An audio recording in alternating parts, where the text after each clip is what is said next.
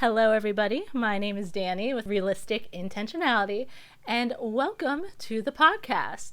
Today, I have a super special guest. She's someone that I recently met, and I instantly was inspired and in awe of just her vibe, her grind, and just the energy that she brings. She really lives intentionally, and she also is really trying to empower others, and that is something that I'm obsessed.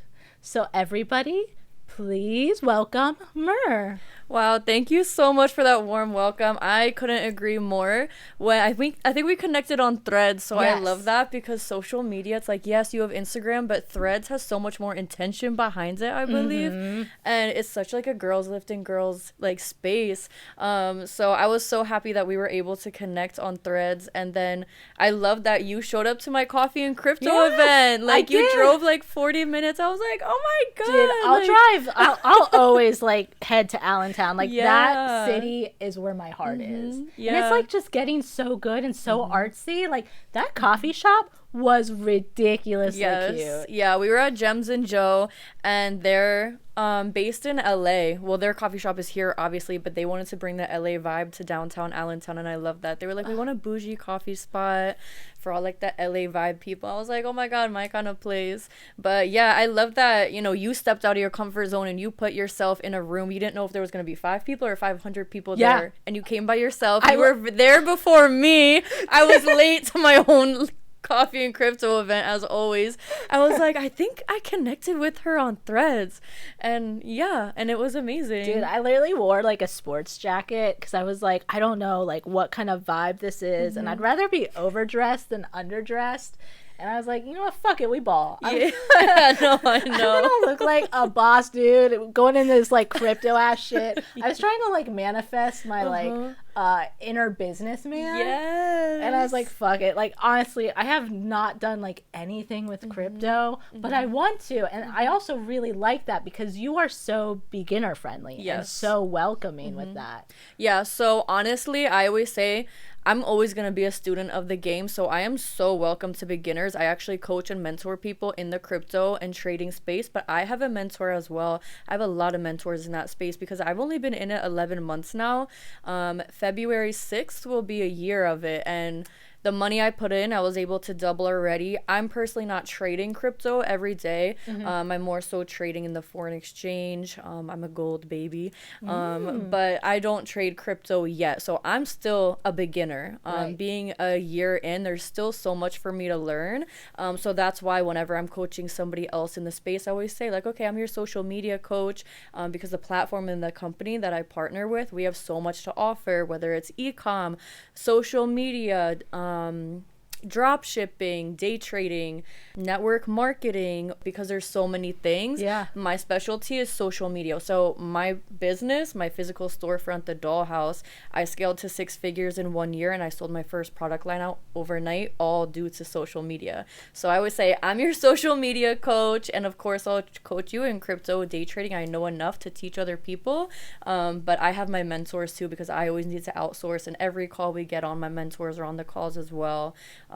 But again, like you said in the beginning of the podcast, I like to be intentional with everything that I teach, everybody that I bring into the business, and I want to make sure that if I'm bringing somebody into the business, that they are getting the results and that they actually want to be there. Being in network marketing as well, I'm not just trying to bring you and bring you and bring you. Right. Do you want this or do you not? Are you going to be coachable? Are you going to listen to what I say so that I can help you build your success, or are you not going to be a student and let your ego get the best of you? Right. So, and that is such a huge point because you know, so many people use ego as a protection, and it's like, no, I think ego can be a tool, truly. Like if you use your ego to excel and help people, then you're using it properly. But to use it to keep yourself closed off from learning and growing and really elevating yourself, I just like, so many people get stuck in that trap. Yeah. And honestly, I'm not gonna lie, I used to have an ego as well. It was really bad. Like I thought I was the SHIT. Like I walked around like my SHIT didn't stink. Like I did, you know? And I think we all had that phase. I know once I hit 10K on Instagram for a week, I was like, you can't talk to me. Like, but now I'm like, yeah, absolutely not. Like 10K is like well, anything. Like, there's no point to let your ego take over, but I've definitely had moments of that. But I didn't know really what an ego was, or that I had such a strong ego until I went to therapy and started to have self-awareness and start to learn myself why we have egos, why we're triggered and react and respond the way that we do. But yeah, breaking your ego is hard. I'm still working on it. Yeah, my thing is, like, I coexist with my ego. I just try to make sure it's not a dark ego and a light ego. So, like, I want to help people, and I feel like I am someone that can help. And people might look at that as like, oh, what? You're so high and mighty. You can help people. You can tell them how to live their life. And it's like, no, it's just I have saved my own life. I want to save other people's lives. Exactly. And so, yes, I do have an ego of I have knowledge, I have wisdom that other people can benefit from. Yeah. And so, like, the dark and light ego, that is actually, like, something I really try to keep in mind. But, you know, sometimes you gotta, like, give your ego, like, a little boost, you know, where it's like, dude, when I hit 10K, I'm going to the strip club and I'm gonna be like throwing out. Literally, you get like the little what the hell is it called when they write like the thing on the board and come over to the table with the bottle? You're like 10K. Yes, like, dude, I'm gonna be like popping the champagne, just like spraying. With a money gun. Like, I made it, dude. That's how it felt the day I hit 10K. Like, oh my god. But I was like, oh my god, my life's gonna change now. My life stayed the exact same. Well, that's the thing with like numbers is that you know, they do help open doors for sure. There's no denying that. But it's truly about engagement and like really offering something unique and special. Because there's now everyone can get 10K. Truly. Like if they just make the content, anyone can get it. But it's about building off of that. Yes. And not everyone can build an empire off of that foundation. I definitely agree. I think it's very important to study social media as well because, like you said, it's a numbers game. And before I had 10K and honestly after I had 10K, it's crazy because I did see a shift in my business, but I also saw a huge shift in the people that wanted to work with me. And I had to keep my guard up a lot more because, you know, working with a lot of people that I have in my past with these huge followings and stuff like that, like I used to be like, oh my god, they have so many followers and I'm gonna podcast with them, like I'm so scared or like whatever. But it's like everyone is a person. Just because you have a number on Instagram, it does not mean anything. It means that you use social media as the tool, the marketing tool, and the business that it is. You're not on Instagram to stalk people's life. You learned how to make it work so that it's not working you. Like that's really all it is. I love that. To make it work instead of it working you. Yes, exactly. That's gold. That's amazing. Yeah, because it's you're either studying social media, you're studying ChatGPT, you're studying AI, or it is always studying you. Think about the fact, whatever we talk about tonight, being intentional. I'm going to go on my Instagram later tonight and it's going to have all these posts about being intentional. Yeah. And buy this intentional journal on TikTok shop or something. Like it is. So it's always studying you. So you have to be one step ahead. But then within my business too, once I started to build more online success and build more of a following, I saw that people started to work for me because they were like, oh, well, I'm going to be successful because you have this Instagram following. I want to work with you because I think you're going to make me successful. Like, it was such a shift in the employees I was attracting, and I didn't realize it at first. But after the fact, I was like, oh, I should have picked up on this or this. And, you know, people think because you have a certain number that number is also in your bank account at all times. Or because you have this, here, I'm just going to pay you $1 million a year or something like that because you have social media success to whatever extent. So... yeah, dude, that's a whole thing. And like, I just saw a quote and it said, networking isn't what you can get, it's what you can give. And that just like changed my whole fucking world. Like I just was scrolling Facebook and I was like, that is insane. Cause I literally have been formally trained in like networking and I hadn't heard that once. Yeah, I love that. I don't know if I've ever heard that either. But personally, when I'm networking, it's never about, okay, what am I going to get out of this? Like, Right. even for the coffee and crypto event, the event that we met at, I was like, you know what? I could pitch this as a network marketing event, or go into it in my mind trying to network just to get people to sign up. But specifically, I was like, no, I'm not pitching. I'm not doing a presentation. I'm not doing anything, because I'm not trying to get you to an event just to make a sale out of you. I want to build a relationship. I want to see what we're even aligned in the first place to do. Because let's say we're bringing it down to the fact of business, it just comes back to not all money is good money. So let's say I'm bringing you in to this coffee shop with only the intention to make a sale out of you.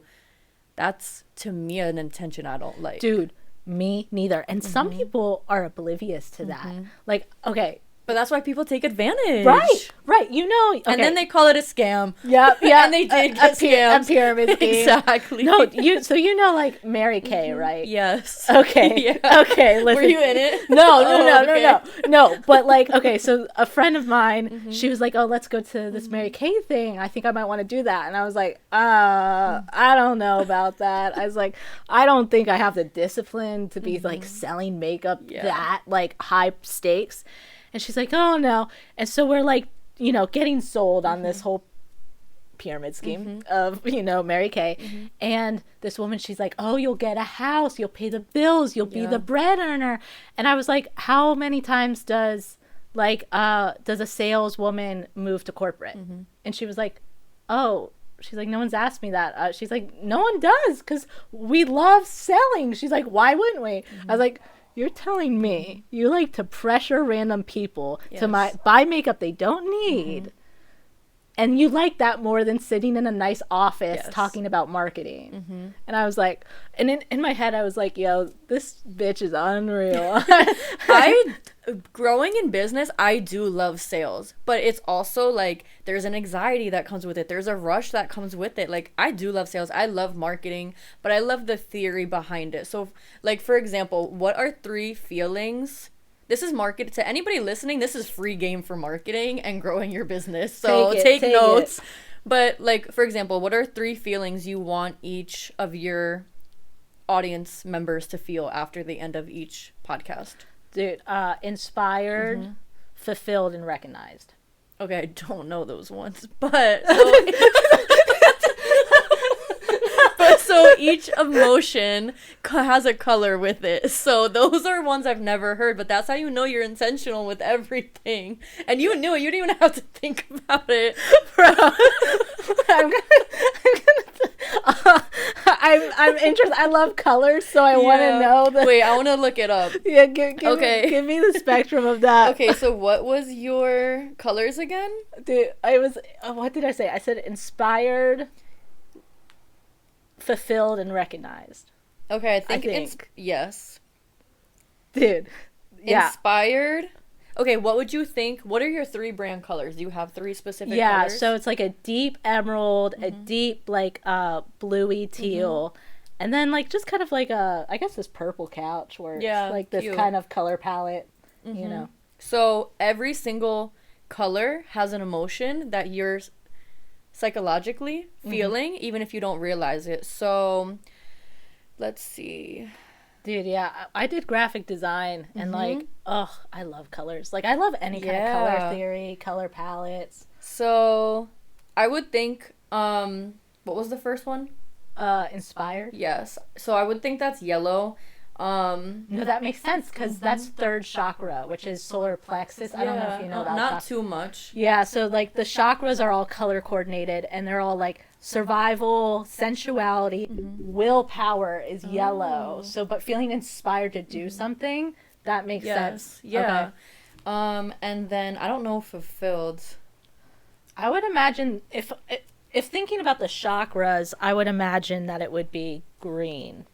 That would be purple. Okay. Because it's fulfillment, balance, and peace. The purple couch. Okay. There you go. There you go. And what was your last one? Felt? Heard? Recognized. I'm so impressed that I remembered my own No, words. I know. Because I definitely said them without thinking. And I was like, I'm not going to remember those. Let's see. I love that. Is this like a website? Like you're just There's a color chart, but those 3 emotions are not on the color chart. Let's see. yeah. But yeah, That's how I do things. I do things really vague and not normal. no, trust me, me too. That's my vibe. But yeah, like intuition is orange, courage. Let's see. I love orange. Orange is like definitely a power color for me. Yeah, it's very bright, creative. Purple is vulnerability, and honestly, in a podcast, it is a very vulnerable spot. Dude, I literally cried in the yeah. last podcast. Did you? Yeah, I did a solo special where I just talked about what brought me to like make this platform, and I just started bawling. I love about that. like how I want to help people, and I was just like, yeah, dude, this is not the first time I've cried on the internet. This is not gonna be the last time. Oh, definitely. I'm a Pisces, so. Oh my god, I love Pisces. Oh my gosh. What are you? I'm a Capricorn. Ooh, yeah. Yo, that tracks. Yeah, That tracks for sure. Yeah, I love Pisces. Oh my gosh. Now, so you obviously have this insane hustle and drive to you. At what point in your life, like maybe like what age or what era were you like, I have this like hustle that I need to grind. I need to make something of myself. So I feel like there's a million different things I could say. I would say I'm a Capricorn. I love to work. Right. It could also be that I was a premature baby, so I came out fighting, and Hell yeah, that dude. just shaped me into a fighter and somebody that's always, fighting their way out of things or, figuring it out and stuff like that. Yeah. There's also just the fact, like, my first job, technically I was in 5th grade. I didn't get paid, but I was a dancer. And I was in so many dance classes, and dance is expensive, so I would help the dance teacher teach classes and would come off my mom's bill. That's yeah, amazing. Yeah, That's very Capricorn. Yeah, no, very. But it was just fun. Like, all of us did it. But so that was kind of like my first job, and then my first real job I got at a younger age as well. And I'm just somebody that can't sit still. I have really bad ADHD, so I always need to be doing something. I can't sit down and do nothing. That is something that I am trying to balance, because I am this project this day, tomorrow I'll be in a new project the next day, that I can spread myself too thin very easily. Right. So that is something that I'm working on, but that is a reason why I'm never sitting still, always working on something new. Also, when I was 12, my grandmother died, and she was someone that was like a mother figure to me and really helped raise us, and she died of cancer, but I watched her die for years.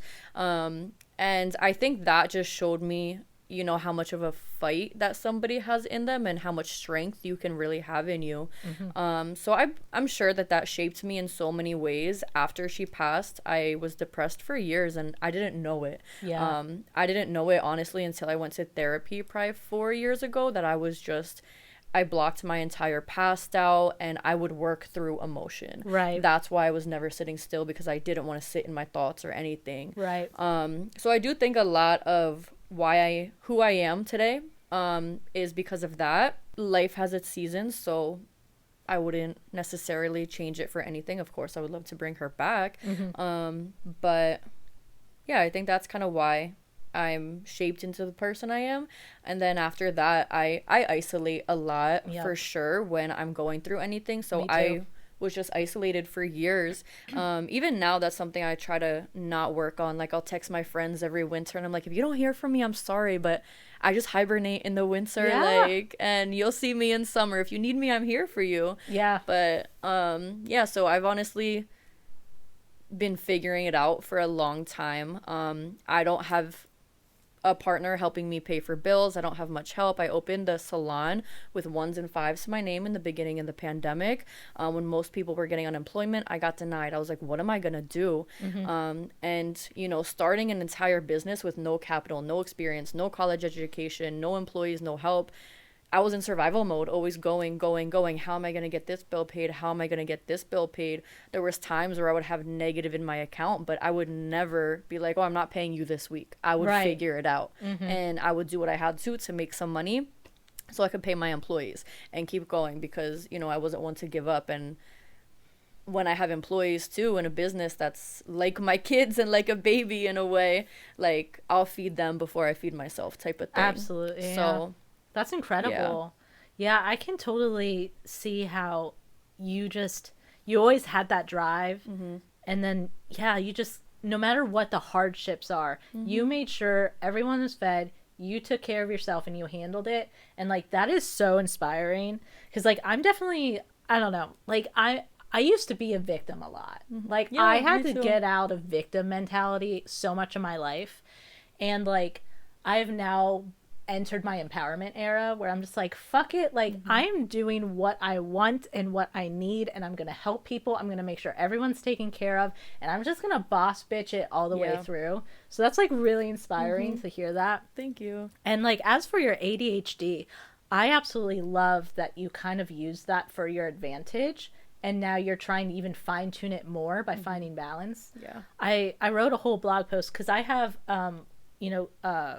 obsessive compulsive. Oh, me too. And and so, it's really hard because when I start something, I want to finish it. Like, I will literally, like, when I was painting all these rooms, I literally did it for like 8 hours straight, barely ate, barely drank, like just Go. locked in. I get it. To the point that is probably not best. And so I've had to figure out how to use it for my benefit and also make sure it's not wearing me down. And like, I wrote a whole 18-page guide for living intentionally, and I have a whole chapter about finding your strengths and weaknesses and really catering to them. And so for me, like, I am prone to anxiety, I am prone to obsessive compulsive thinking, so I have to acknowledge that that's part of my being, but I can still work with that shit. Yeah. No, nothing that you're dealing with inside will be the breaking point. Yeah. Like, you just need to work around it. Even trauma, like, you will build a life around trauma. Yeah. And I think too, like, when you're building success, you're honestly gonna have more disturbances and stops and spiritual warfare, whatever you want to call it. Because we're not wired for success. We're wired to be in the rat race and to be at a 9 to 5 and to not be our creative selves. And honestly, 2024 was the year of the creator, and I'm sure 2025 will be as well. But same thing, like you said, I learned to love my brain, and instead of being like, oh my gosh, I'm dumb, I'm the dumb girl, I'm this and that, because that's what I was growing up. I was a dumb girl that was only getting places for her looks. Mind you, I was like, oh my god, I have body dysmorphia, I don't want to look in the mirror, Right. XYZ. Same. You know, Same. I know, me too. I was like, oh my gosh, like, don't take a picture of me, nothing. Right. And That's a wild feeling when you do have body dysmorphia, but then you get pretty privilege. Like, I have big tits, and so, like, just these alone got me through a lot, and I was just like, man, that's fucking crazy, because then when I see it without a bra, I'm like, oh my this gosh, shit's not looking nice. Look, we love every inch of ourselves. Yes. It's our year and Yes. self-love year. But yeah, I agree. I really just had to learn to love every inch of myself, including the brain and the way I think, and use it to my advantage, because we all have something going on. We all have this, we all have that, and you can either use it as a crutch and an excuse, or you can identify it, accept it, and grow with it. You know, it's not going to leave. Right. Even if you take a medicine or something like that, when you stop taking that medicine, it's still going to be there. Yep. So, you know, I love that my ADHD brain, that's why I'm a creative. I created my business. I can't add, or I couldn't add 4 + 4, but I could write an employee a paycheck. Yeah. So how does that make sense? You know? So I think it's just looking at yourself in the mirror, being like, you know what? I have this, and I have this, but it's not going to stop me. It's only going to push me into my purpose more. Right. Because, you know, I can't sit at a desk. I can't do one thing. That's why I'm an entrepreneur. That's why I'm doing a million things at one time. That's why I changed my Instagram name to TheMostofMir, because I was like, you know what? I don't want to be a niche. I don't want to be in, like, I can't, it's not me. Yep. So showcase that. Right. Showcase that every day I'm doing something new. Showcase that I'm impulsive and I'm this, and that other people with ADHD aren't alone. And a lot of people don't realize they have these things. That's why I recommend everyone to therapy. I'm like, especially after you heal, you can kind of like identify in other people, like what disorders or whatever mental issues you could say that they have. I'm like, oh, I could identify that and that. Like, go please. Yeah. Just go talk to someone because it changes your life. Yes. Oh, yeah, dude. I, too. If I didn't have my therapies and, like, my self-help books and all of, like, the things that lifted me out of the dark places in my life, dude, oh, my God, I would be a menace if I'd even be alive. Honestly, I agree. Oh, dude, like, I grew up without very much emotional intelligence or emotional awareness. And also I am neurodivergent. And so trying to, like, grow up with no regulatory coping mechanisms and then also being neurodivergent, dude, by the time I was 19, I only knew how to, like, have sex, do drugs, drink, and, like, how to party as a way to cope. And it's like, that doesn't not work. Coping. No. Yeah. No. It's And so many people are just, like, struggling. They turn into adults with no resources for themselves, and they have to bring themselves up from there. And therapy can just really allow people to see the tools that they can use to work on the shit inside of them. Yeah.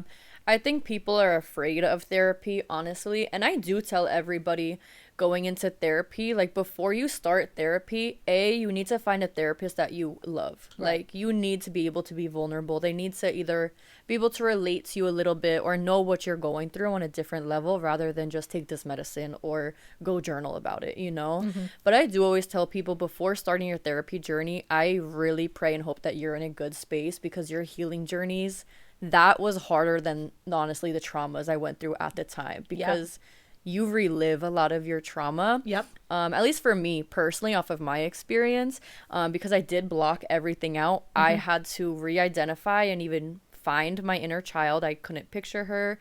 I didn't know what she sounded like, nothing like that. Even my teenage years, you have to go back and forgive your teenage years. So you have to bring up all those traumas again, your college years, whatever it is, you're reliving every trauma. And it at the age of 23, I couldn't open the kitchen drawer because I was like, oh my God, why can I not look at a knife right now or something? Right. Like, yeah, I was like, it was so much harder when I went through those traumas, but reliving them at an older age. Yep. And coming to terms with everything that you go through or went through. And how they affected you after Yes. all those years. Yes. It's like not only you're reliving the base trauma, but then you're also having to atone for the ways that it affected you throughout the years. And, like, that is just such a daunting, like, surreal moment when you're like, shit, this thing that I didn't even remember. I didn't even remember. I now remember it and see how it completely made me as a person. And I can't let it have that control anymore. And then you have to try to get that control back and cope with the fact that that is part of you, but that isn't you. Yes, exactly. Like, I think your past, you have to let it go because a lot of the time, I mean, think about it. You have 90,000 thoughts a day and at least 60,000 of them are negative. So it's like at some point, you have to learn how to rewire every single thought that you have, and that is exhausting. It took me a year to learn how to rewire my brain, and I was like, oh my gosh, I have so many negative thoughts actually. Like, probably 90,000 of my 90,000 thoughts were negative. So it's like you have to identify all that, accept all of that, and then every time you would say, oh my God, I don't like my side profile.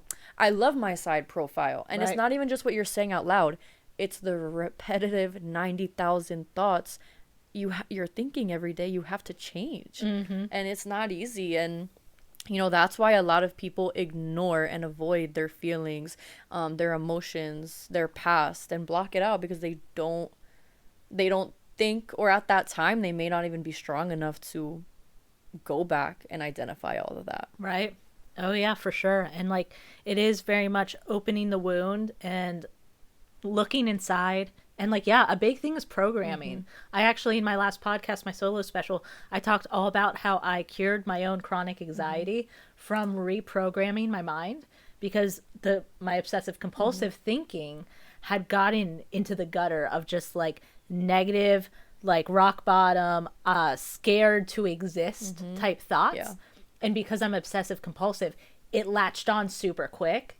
And, like, for a year, I could barely leave my house. And I was trying to raise a kid. And I was like, I'm going to lose my mind and ruin my own life if I can't get this figured out. Yeah. And so every single day I had to do exposure therapy for the things I became scared of.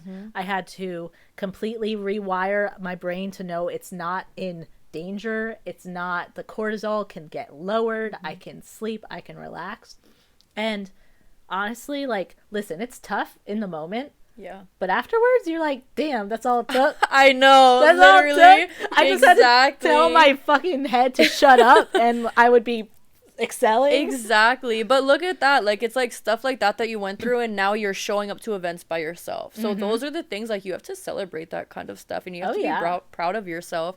But too, like, going back to the obsessive thoughts as well, that's how you'll spiral, especially having those obsessive thoughts. You think one time, oh my gosh, what did I say this on the podcast that offended this person? All night, that's what you think about. And then you create the story in your head. And then the thing is, too, like attracts like. So whatever you are thinking, you attract into the universe. The universe does not know. Just because you say, I'm going to get in a car accident. Right. The universe doesn't know if you're saying, I'm going to get in a car accident or I'm not going to get in a car accident. Because you're just thinking about car accident. Exactly. So then you're going to get in a car accident. Or even if you want a new car, you're not saying, my success is bringing me a new car. You just say, I want a new car. You could attract a car accident and total your car just so you get that new car. Right. So that's why, too, it's like, it's so important when you're having moments like that to talk to somebody as well, or even just like go on TikTok and be like, how did you get out of this? Connect with people that are, have been through similar things like that, because every single thing you think, you're putting out into the universe and you're attracting. So yeah, dude, that's like so real. I'm like, how many times have you like been carrying a big cup of coffee, and if you're staring at it thinking, don't spill it, that's when you get it like all over. But it's like when you're just like talking to someone and you're holding it, dude, you could juggle that shit and stop spilling. Yeah. And it's that overthinking. It's that thinking of what you don't want to happen and hyperfixating on that. Totally produces it. Yeah. I saw you're reading The Secret. Yes, that's where I just got that from. Yeah. That's a good book. Yeah. Dude. Honestly, I will try to read a lot, but I guess I'm kind of learning disability. I don't know what it is. I got tested as a kid, but anyway, I don't really process what I'm reading too well, so I can't focus on it. That is an ADHD thing. Yeah, I'm not focusing on anything I'm reading. I'll read a sentence and I'm like, what did I even just read? Yeah.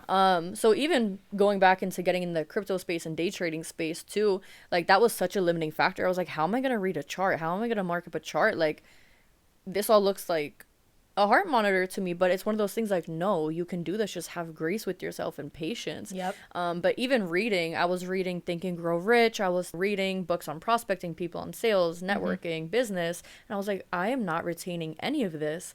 So I would do like audiobooks instead. But even then I'm like, I'm not paying attention to the audiobook behind me. Yeah. So The Secret, I just started reading that. It is the easiest read ever. I'm like marking up all the pages, anything. So yeah, marking up really makes a difference for me, because like with my thinking, I often just like will drift off into like daydream or like a single thought just like gets away from me, and then I'm like still technically reading with my eyes. Exactly. Yeah, dude. No, like using highlighters and like the little like sticker things, dude.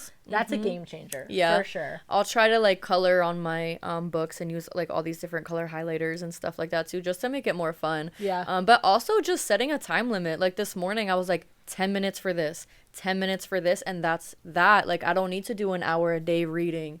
Just get through the 10 pages. That's it. And that's, enough for me for today. And with time, it'll grow. So, that's just incredible. figuring out techniques for yourself.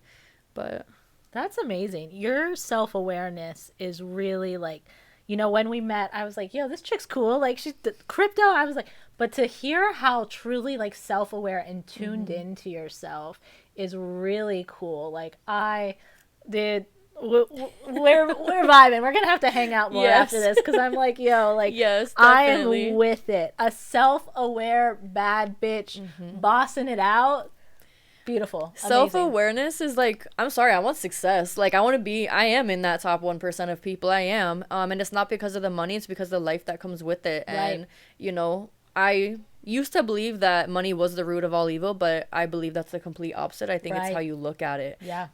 You know, with the money that I am going to have, that I do have, I want to give everywhere I go. I want to help people in every country that I travel in.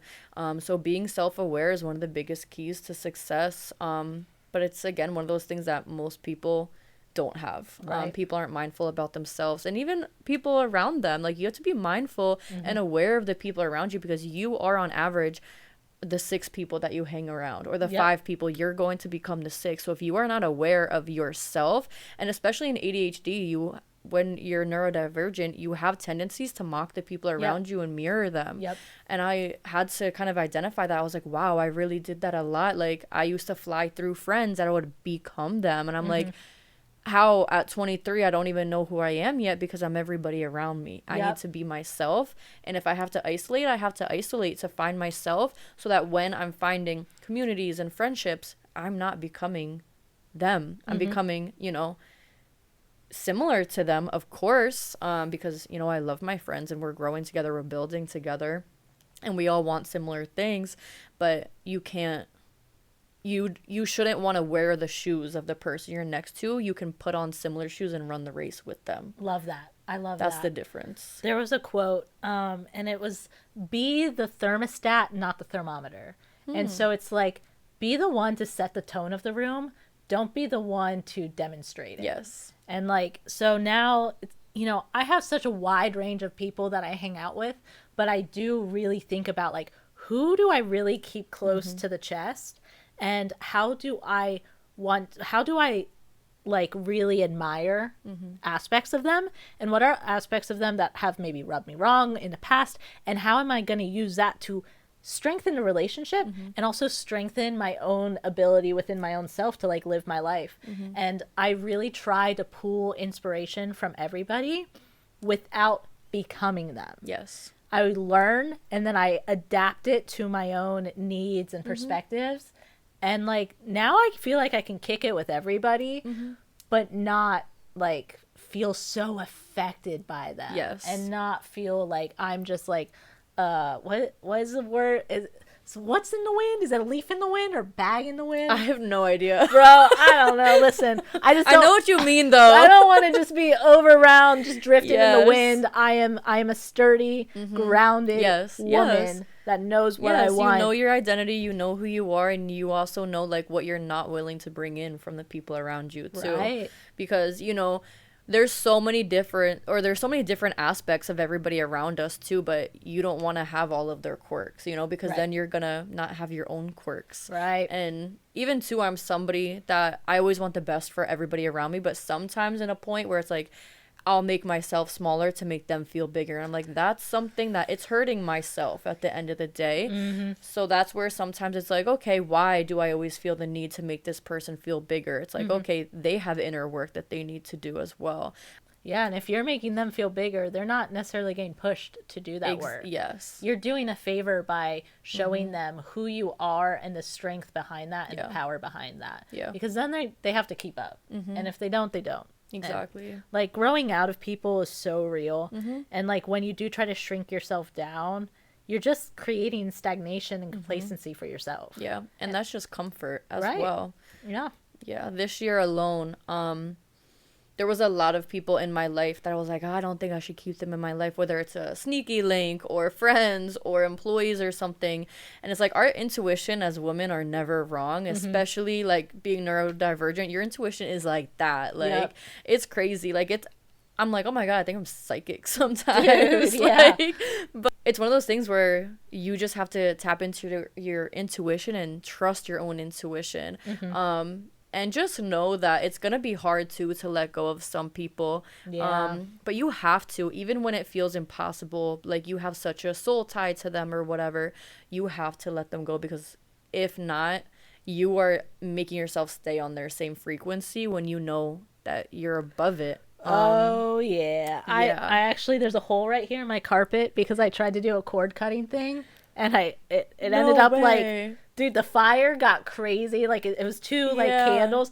Dude, it burned my carpet, bro. No way. And I was like, yo, this is not right, dude. Oh my gosh. What Yeah. did you do for that? Dude, so I, like, had the candles lit, and I tied a photo in between. Oh, Because I was like, yo, this person, like, Yeah. I need them out. Yes. Like, they cannot. And, like, I had already done, like, the unfriending, the, like, emotional Yeah. distancing. But the compulsive thinking yes. is really bad when I I'm still like, have that, yeah, with relationships, with people, with friendships, whatever. And so I was like, I'm just going to do this cord cutting because I do believe in the power of rituals and ceremony. And dude, it like instantly combusted. People who I showed the video to, they're like, yo, he's not letting go. Like, this is messy. Yeah. Like, whatever this situation is, like, Oh my gosh. don't do anything else. I'm like, I'm not, I like Yeah. this carpet. I'm not gonna do that. Are you kidding me? Yeah, because then the house is gonna blow Dude, up. literally. I'm just like, Yeah. man. Yeah. One thing I'm learning too is, I hate to say it sometimes, but time has nothing to do with anything. Yep. Because that is just the attachment at the end of the day, because you can change so much in a decade. Yep. But that doesn't mean the people around you are changing, and even not even changing, but growing in the direction you're growing. Right. Because, you know, we're not trees. We're not meant to be rooted in one place. We're meant to move. That's something that my mentors always tell me, and that's something that just I always have to remind myself of, is sometimes you just have to pick up and move and go. But one thing too is I have the same thing. I can't detach from people sometimes, and I'm like, why? Like, I know in my heart and my soul that they're not meant for me, but because I know what they're capable of, I want to bring them with me. Right. But we can't. But And you're a self-aware person too, and so having that self-awareness makes you super intuitive and really understanding of other people's circumstances. And so I know for me, I'll just like justify all their shit. It's like, oh, this is because they have that issue with their mom, and like, oh, this is because they're deeply alone actually. And it's like, nah, I can't co-sign it just because I understand it. Yeah, it's true. I'm trying to have more understanding for myself than I have for I am trying to have more understanding for myself than I am for other people in this next chapter, because I would always try to have an understanding for other people, make an excuse for other people, but you know, not make that understanding for myself that we hurt ourselves. Yeah. But yeah, this year I prayed to God for months. I was like, anybody that's not meant for me, if I can't remove them for me. Anything that's not meant for me, remove them, because I can't remove it myself. Yeah. And then, you know, in ways that I was not expecting and in ways that I got mad at, and I was like, oh my God, why? Why did this have to happen? I was like, this is what I asked for, because Literally. if I can't let go of these people that I know are not meant for me and are snakes in my own garden, I'm sorry, external forces are going to remove it for you, and it's not going to be pretty. Yep. You know, because you had the advantage, you had the privilege to do it in a pretty way. Yeah. But You just we were too nice and we couldn't, you Yep. know? So, and we let people take advantage of us. So, Yeah. Oh, dude, prayer is a powerful intention for sure. Regardless of like what someone identifies in with their beliefs, dude, just like it's an intention, and it's just like putting it out there. Like, this is what I need. Yes. This is what needs to happen, and it will. it's very true. Yeah, honestly, I just started building my relationship with God this past year when I found the online community, Alpha Society in Eovia, and I was spiritual for so long. I was like, it's just the universe, it's this.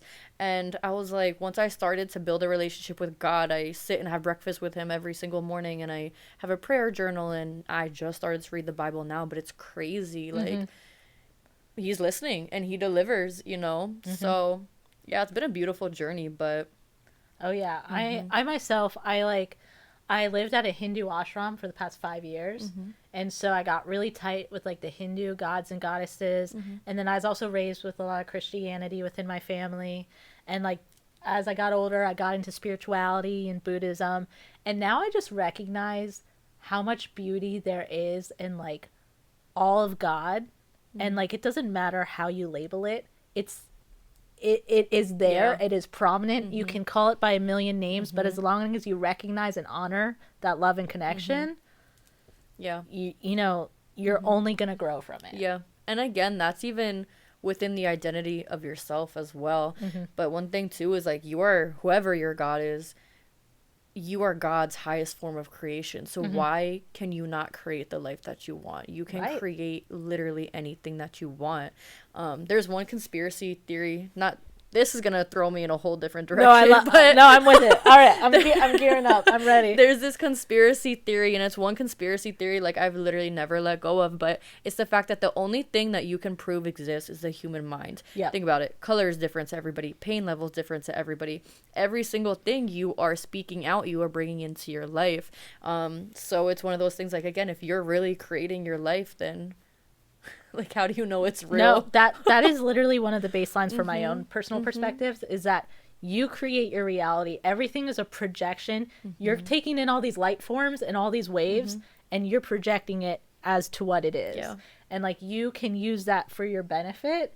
And like, even how we talked about how we reprogrammed our own minds, even with our neurodivergence, even with trying to maintain businesses and lives and all this stuff, we rebuilt our entire reality based off changing the scope we were putting it through. And so that is so real. I'm totally with you on that. I thought for sure you were going to say that the Queen of England was a lizard, was your conspiracy. What? Is that a conspiracy? Yeah.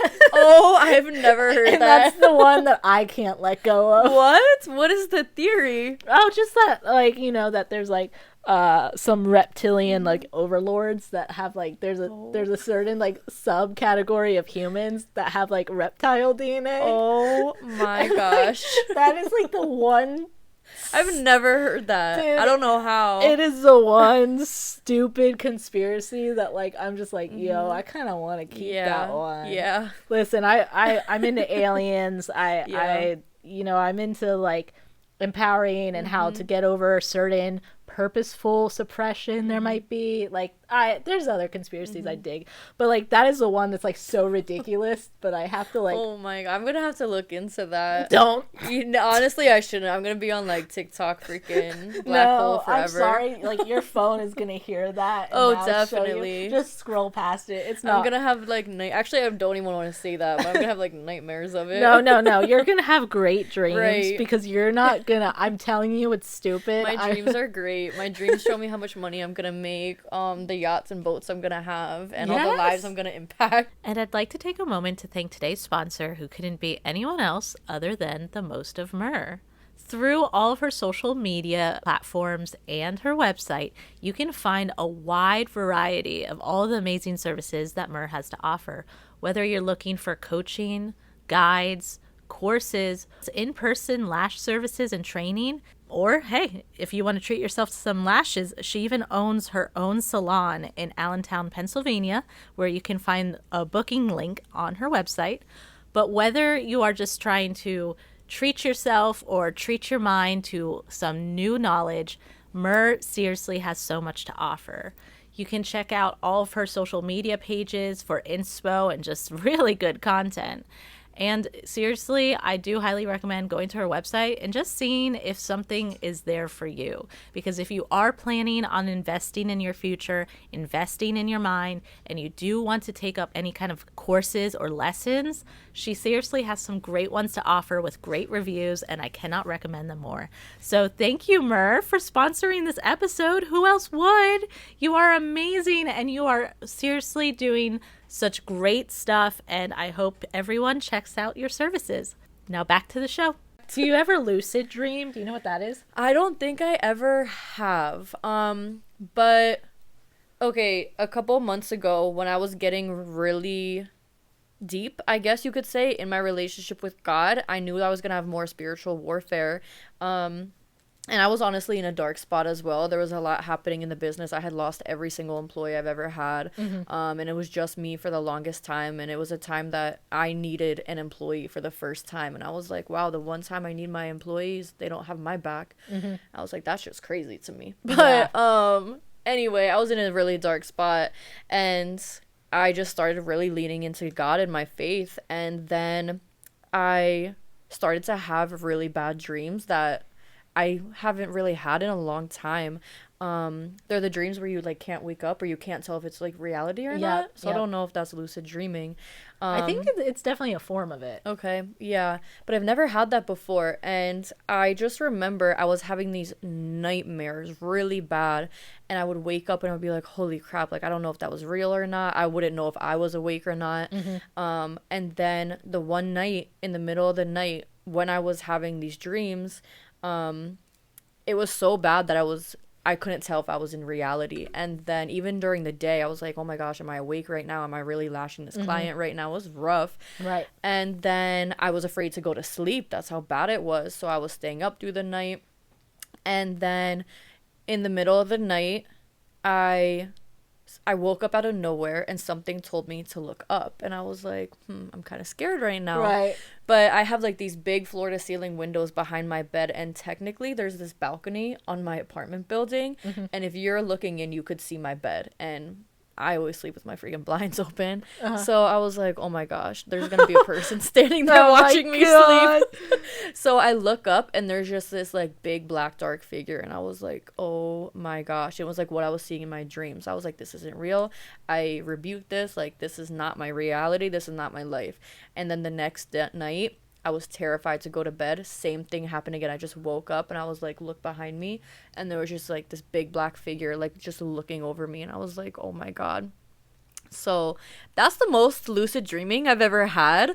But also before that, a day before all this started to happen, I was on TikTok and I was watching like all those card readers and stuff. And he was speaking in tongues, but it was a different like form of tongues, I guess. Yeah.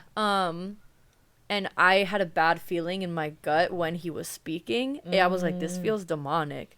But I was like, no, like he's literally reading the Bible. Like, I'm new to the Bible. Like, I don't know. Yeah. So I trusted it. And then that's when all that happened. I was like, this is spiritual warfare. Yeah. Very. It was almost like you were getting inducted into this such a high connection with God. Yeah. God was like, listen, just like, be careful. I got your back. Yeah. Like, because you did like revoke it. You're like, no, this isn't happening. You did right by like, but God was just like, listen, girly, I'm so sorry, but like you do just need to learn how to handle this. Yeah. But, like, I am so sorry. Oh yeah. I don't know. That was scary, but that's the most lucid dreaming I've ever had. Okay, listen. So lucid dreaming is technically defined like it very similar where it's like you kind of know you're dreaming or you don't, like you're thinking in your dream. The dream isn't just playing out like a movie. You're in it and you're like actively thinking like, this is kind of weird, this isn't right, whatever. And when I lucid dream, because I always do it by accident, I always, as soon as I notice I'm start to be in a dream, I do a prayer for world peace in my dream. Like I'm like, okay, I'm gonna actively try to like manifest in the dream world for world peace, for everyone to succeed, and then I fly. Wow. And no, like I choose to fly because I'm like, okay, I prayed, I did my good deed, I set a good tone for the dream. So now that I'm lucid, I know I'm in a dream and I know the tone and like the vibe is good. I'm like, I'm just gonna fly, dude. I do. And I just fly. Yeah. And I feel like that's signifying like your freedom, like from your past and, this new version of yourself. Oh no, I'm so into like symbology. Yeah. Like I love that. I actually have a book about like dream symbols and like, it's just cool. Like when you are lucid dreaming, if you ever do find yourself in another unideal situation, doing the prayer really helps. And like praying, because you can manipulate, your mind is still somewhat active when you're sleeping, so you can mold the dream to your will when you recognize that you're in a dream. How do you lucid dream? Or does it just happen? Well, some people do like meditations to make it happen. Okay. Where they like try to go to sleep and they let their body fall asleep, but they keep their mind on like a mantra or meditation. Oh. I've never done that. I like to knock out. Yeah. Literally. I like to just go off. But the times I have do you plan to lucid dream or does it just happen? No, I'll just be like chilling in a dream, doing normal dream stuff. And then I'm like, oh wait, something will happen usually in a dream where I'm like, oh, this is a dream. And then I'm like, okay, well, now that I know it's a dream and I'm here, I do the little prayer and then I'll like do whatever I want. So usually I'll go flying just because I'm like, fuck it. What else are you gonna do? Yeah. Let me see the world real quick. Yeah, dude, because it's such a weird feeling, Yeah. like when you fly, like in a dream, because you feel your weight distribution, but you're like in the air, like What? suspended. It's almost like a weird type of swimming.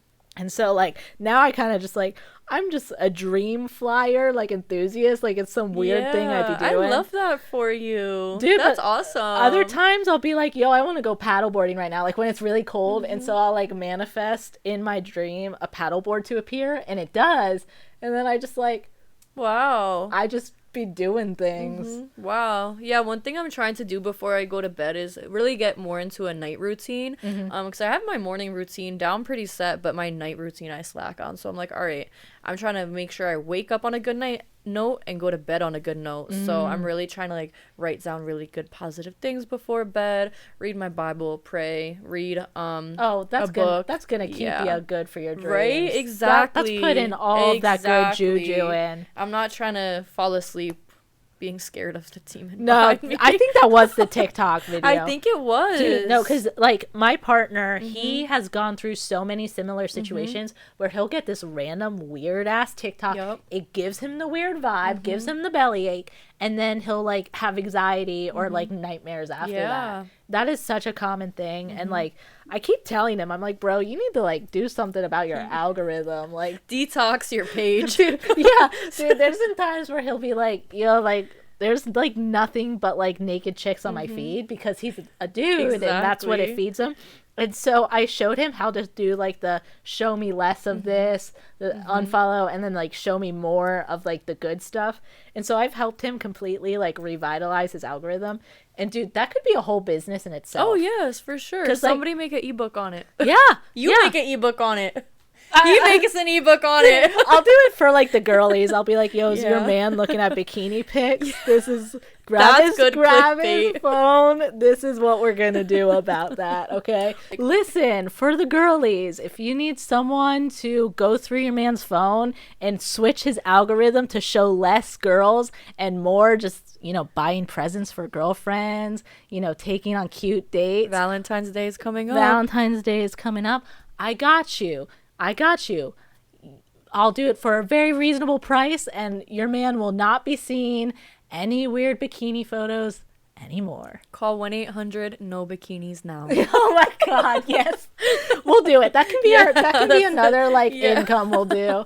Literally the fixation for like 2 weeks. Dude, that is so necessary though, because it's like, how many times are you like scrolling it on your phone and you're just like, man, my feed's weak right Yeah. now. Like, it's not what I want, because I think it does hear so much throughout the day that it actually has a hard time curating what you actually want. Yeah. Because just like manifestation, it doesn't know if you're talking about something negatively or positively.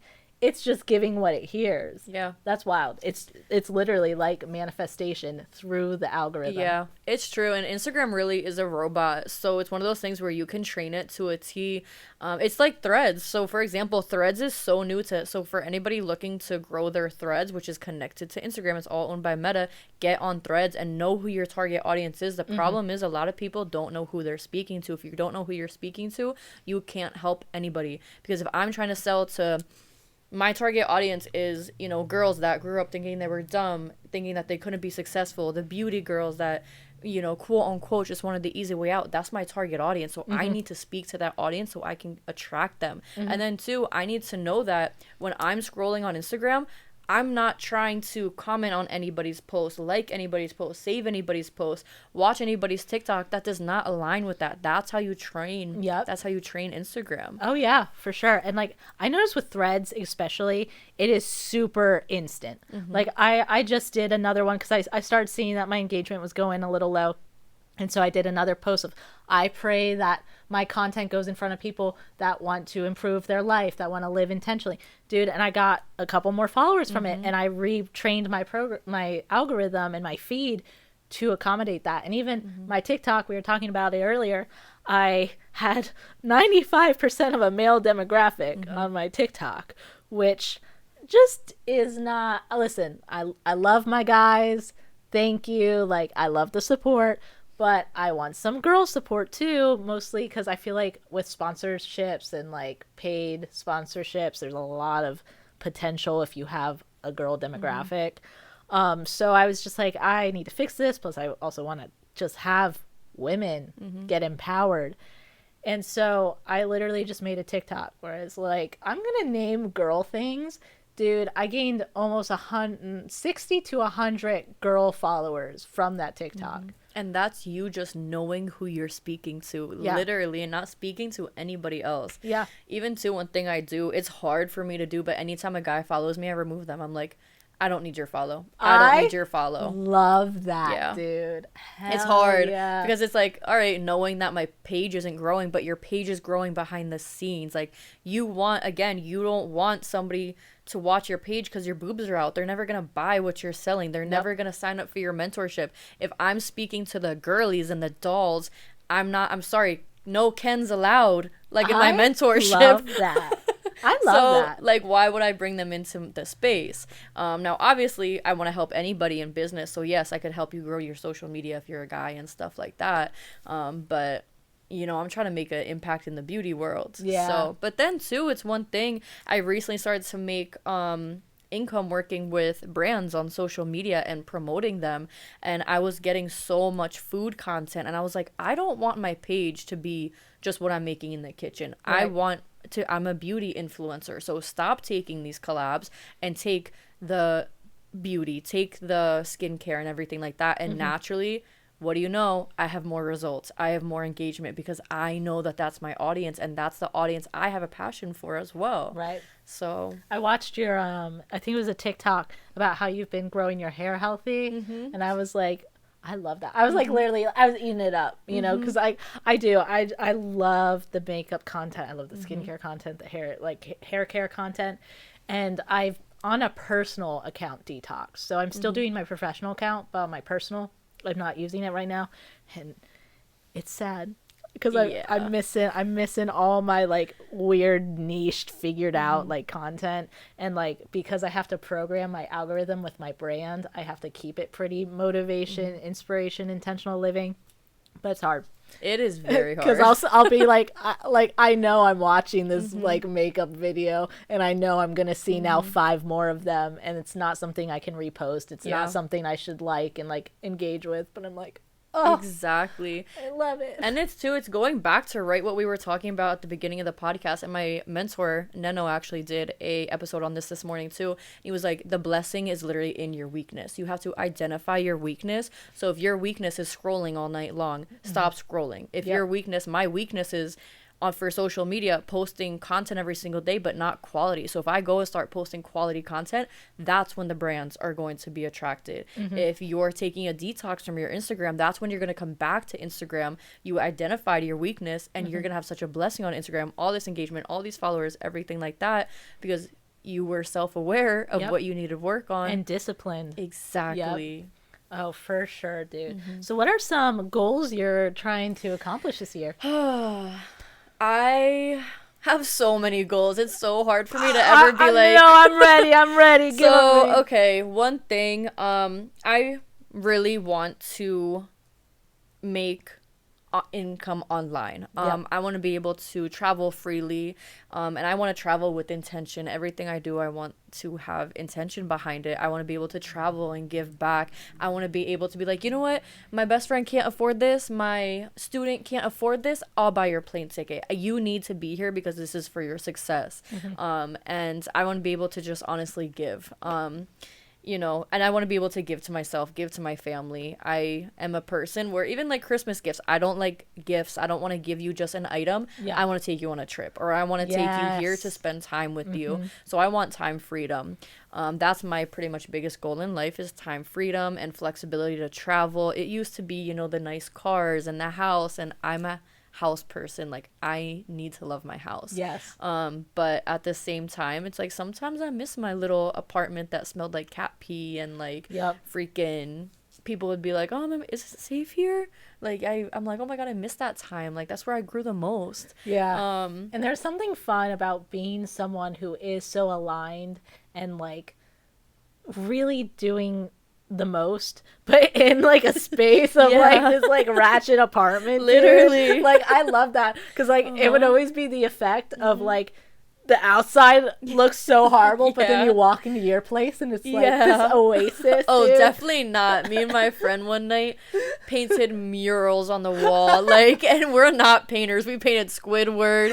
We painted like some little thing. It was supposed to say like they're not you, but it was like you're not them. And I was like, oh my God. So it was crazy. Like I had like stuff all over the walls. It was a mess. It was a mess. But that's where I think I might need photos of this mural. I will try to find them. I might have deleted all them.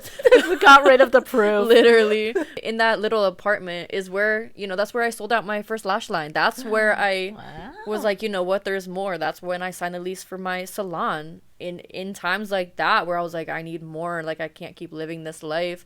That's where I was like, you know what, like, I deserve more, and I'm going to do everything I have to do to get more, to an extent, of course.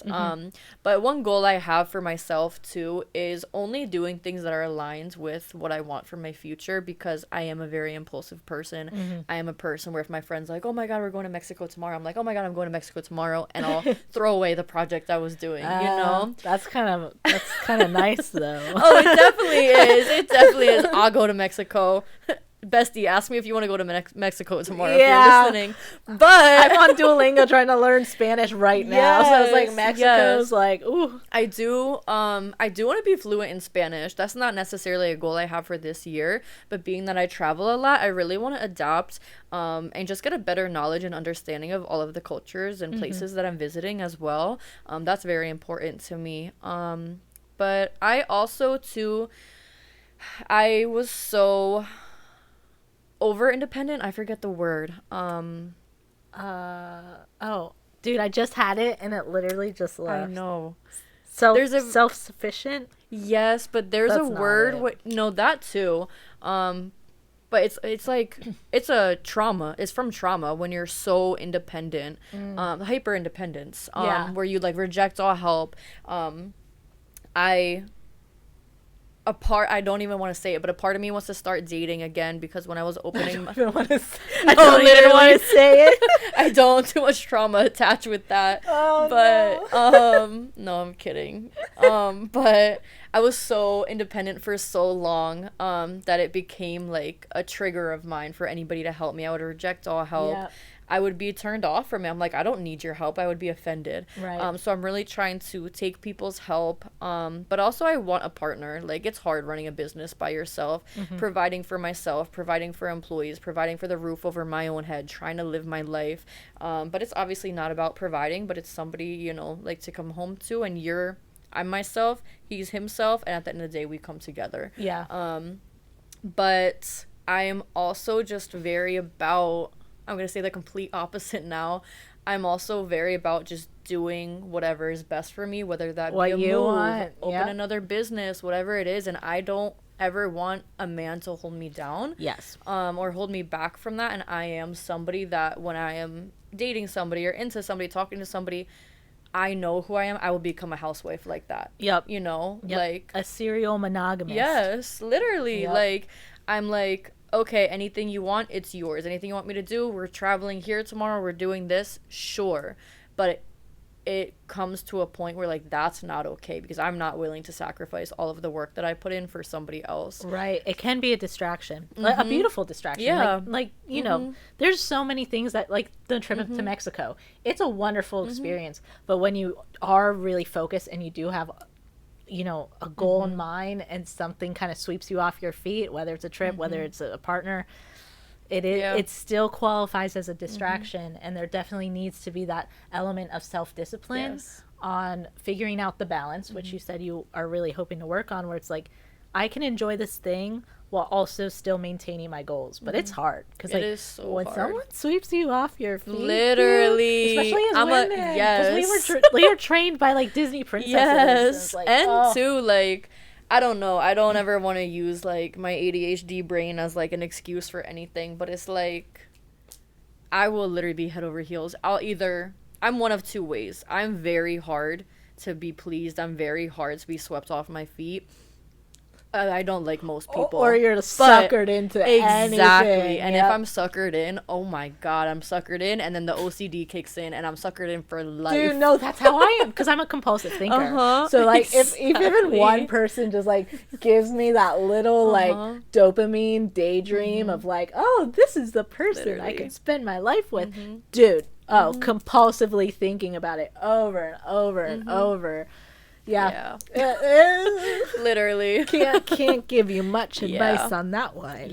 So those are some of my goals. I want a lot of kids one day, so I do want to, I guess, be in a relationship. I did always say, honestly, up until this point in my life, that I didn't want to be in a relationship with the person that I had a child with, but I've never experienced being a single mom. That is so real. No, like, honestly, if you are financially able, you got it, dude. Like, honestly, because as someone with a baby daddy, with a partner who I love and I'm very thankful for, he works all the time. Yeah, I'm the one with the kid. Exactly. like I'm the one doing the baby daddy better pay up though. Listen, you gotta pay your dues, right? You made the baby, pay the baby daddy dues. Exactly. Okay? You gotta do what you gotta do. Sucks to suck, buddy. I don't know. But I'm not trying to manifest it in this chapter. I was thinking of adopting for a really long time, and I do want to adopt one day. I also always wanted to be a surrogate for somebody one day too, for somebody that couldn't have a kid. I actually was just getting with a surrogacy agency, but then I changed my mind. No way. Yeah, I was like, dude, they ended up calling me like right at a day before launch, and I was like, my gosh, this is probably not the time to try to get that check of just like getting so pregnant, because I got wicked morning sick. Did you? And I was down for the count for like the whole first trimester. So like imagine me trying to make TikToks while I'm like dry heaving. Absolutely not. That's why it's like there's a season for everything. So it's like being okay with whatever season you're at now and knowing that in God's timing, whenever you're supposed to have, that thing that you want more than anything, it's going to happen at the right time and it's going to be more than you ever asked for. So and just trust that God will let you know when the season is turning. It's like, true. You will feel it. You will feel called to it. Like your intuition, your inner pullings, your passions, they will align with what you're supposed to be entering. Like for me, I am entering my boss bitch content creation era. I would love to travel. I would love to spice up some romance and do some stuff. But no, it is hustle right now for me. And that's cool. And I'm with it, Exactly. And it's just, again, it's knowing what you want and knowing that discipline. It takes the discipline to get there. But what are some of your goals? Dude, okay, so this pod, of course. I would like to, I'm like trying to be realistic with my goals, because that's my whole platform, is being realistic with what you're trying to set. If I could hit 10K on my Instagram and my TikTok in like the next 6 months, like, dude, and I know you can do it way faster than that. The way I'm pumping out content, I could probably say like, oh, in the next 3 months, but in the next 6 months, 10K, I'm happy with it. And I have some amazing podcast guests that are coming who are in the publishing realm. So I might talk to them about their expertise, because I am a writer. So I already wrote an 18-page guide on how to live intentionally through my practice of realistic intentionality. So to potentially go to writing a full-length book. Wow. And maybe have my publisher friend about how you go about that and stuff. That's probably like my two main goals, is like get 10K on my platforms, hopefully a well-rounded, like balanced on TikTok and Instagram. Like I'm really hoping my followers are truly engaged and they follow multi-platform as opposed to just like blowing up on one. And potentially writing a book and doing my thing. I'm actually on a sugar detox, so I haven't had processed sugar in like 12 days. Oh my god, good for you. Dude, it's rough. And then also I've been working out every day. Nice. So I'm also like trying to do working out, getting really fit. I really want a fat ass. Like I dump truck, please. Like that. We will be praying, dump truck gods, please. Yes, dump truck butt, please. Stop at our houses. Yes, dude. I'm like, that is my goal. I want to have a comfy seat at all times. Yeah. And so I want to do that. I want to get fit. I want to eat healthy. I want to hustle, get my followers, meet my people, and maybe write a book. Wow. I love that. Well, you're already doing it. Like, you're showing the universe what you want. You're telling the universe, and you're doing it too. Like, again, you want a big book, so you wrote a small book. Like, you want a huge podcast, so you're starting out on day one, you know? I wrote those 18 pages when I was delirious, dude. It was like the day before launch. I knew I wanted some sort of literature on my blog for people to refer to. And I was like, oh God, I'm so exhausted. Like, I'm about to launch. I've been creating content nonstop. And then also I was sick at the beginning of the year, and I was like, and I got an ear infection, and actually my eardrum ruptured. Like, just, feeling great, doing good. Right. And then I was like writing this like 18-page book when I was like so tired, and I was still editing stuff. I was literally like mid-editing my launch podcast, which had audio issues, and it was like every hurdle was hitting that last day. And I did it. Exactly. You could have gave up and you decided not to. Yeah, because I wanted the universe to know, like, listen, I can write. I want to write about this, and I want people to see that I'm capable of writing. And I did, and I wrote when I was delirious, and I sent it to a friend, and I was like, listen, I can't read this shit anymore. Like, tell me if there's any typos. Dude, God bless Sean, thank you. He read through, he sent me every typo I made, which was only like 5. Wow. Only 5 out of 18 pages, and I was dead. Like, I cannot express how completely fried I was. And I did it. Wow. So, that's the thing, is like, I also believe in the larger success comes from the little successes. And like, you can measure your progress based off like the small increments. So, because everything just doubles and triples and quadruples of itself. So whatever your initial like energetic investment is, that's going to be the building block. So by doing my original investment, like that was kind of vague. So I'm going to give you guys an example. As in my 18-page guide, that was an 18-page investment.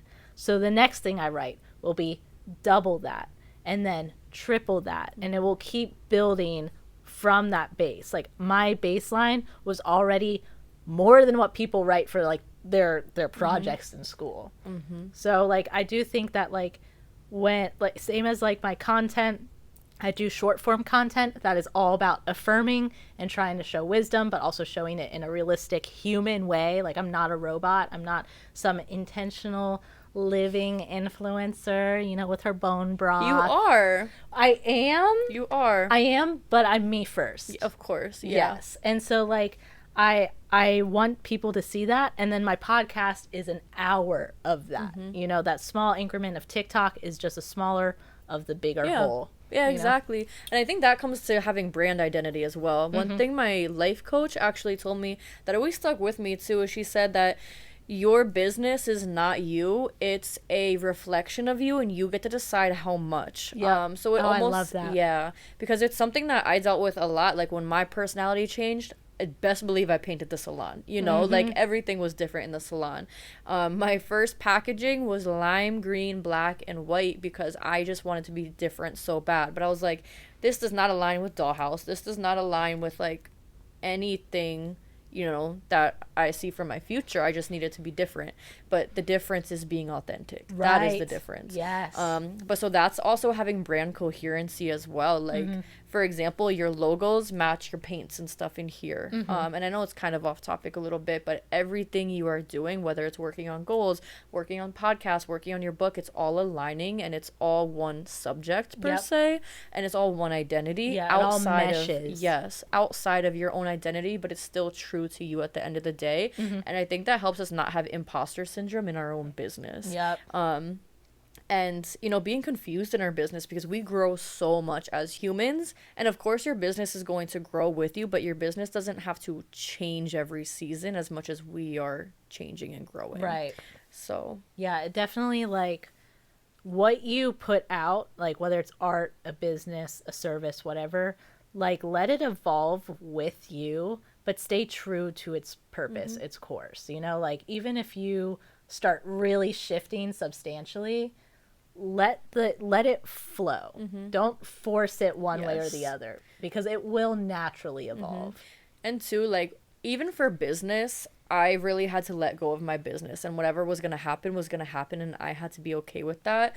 Especially, you know, being so OCD, I was like, okay, I can't micromanage my employees. I can't this. Like, I just have to, whatever's going to happen is going to happen, and I just have to be okay with that.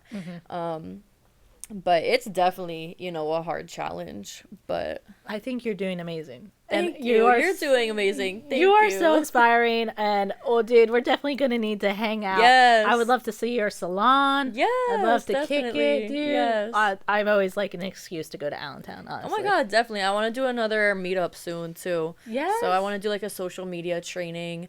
And I'm actually doing like a Galentine's Day event, but it's for 6th to 8th graders. So you can still stop by if you want. Yeah. But it's just a free event for a bunch of 6th to 8th graders to show them love.